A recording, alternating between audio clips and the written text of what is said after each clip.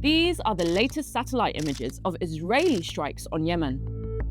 But what exactly is Israel targeting, and is it making any real impact on the Houthis and their supply chains? First, let's take a look at the damage done by recent strikes. Hodeidah is the Houthis' largest port, and it's been hit multiple times over the months. The first time being in July 2024, damaging the port's fuel supplies. Analysis of the most recent strike shows considerable damage to the port's pier, and several craters can be identified. At another small port, Al Salaf, the strikes impacted the entire length of the pier, and cargo vessels can still be seen docked along the pier. At Ras Isa terminal, the strikes include precision hits on pipeline terminals and the hijacked Galaxy Leader, a commercial vessel seized by the Houthis last year. Finally, another target hit, multiple times over, has been the Ras Kanatib power station. Again, in the most recent strikes, damage appears on what looks like the station's main generator units.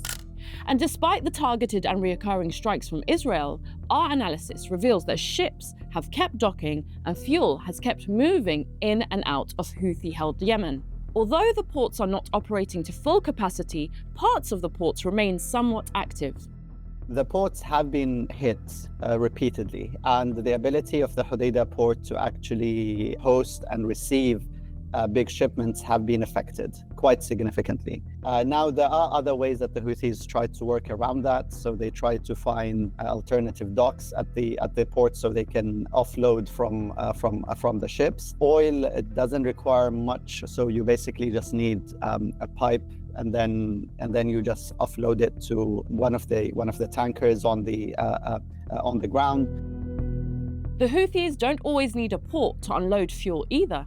Maritime monitoring sites reveal that Houthi-owned ships continue to receive fuel offshore. It appears that these vessels are exchanging fuel while anchored at sea off the port of Hodeidah. Our analysis shows Israeli strikes have been mostly limited to the ports, yet much of the Houthis' weapon and power remains inland. So what is Israel trying to achieve? The Israelis' military goals look very ambiguous. It's not clear what are they trying to achieve through these strikes. If the aim is to eliminate the Houthi threat, no, so of course they haven't been successful. But at the end of the day, the Houthis' main fear is if they lose terrain, if they lose land, and that's not happening at the moment. To date, the Houthis' capacity to launch missiles and seize ships in the Red Sea continues. With 3 dead and 2 ships sunk in recent days, the continued Israeli strikes on the Houthis aren't proving to be much of a deterrent.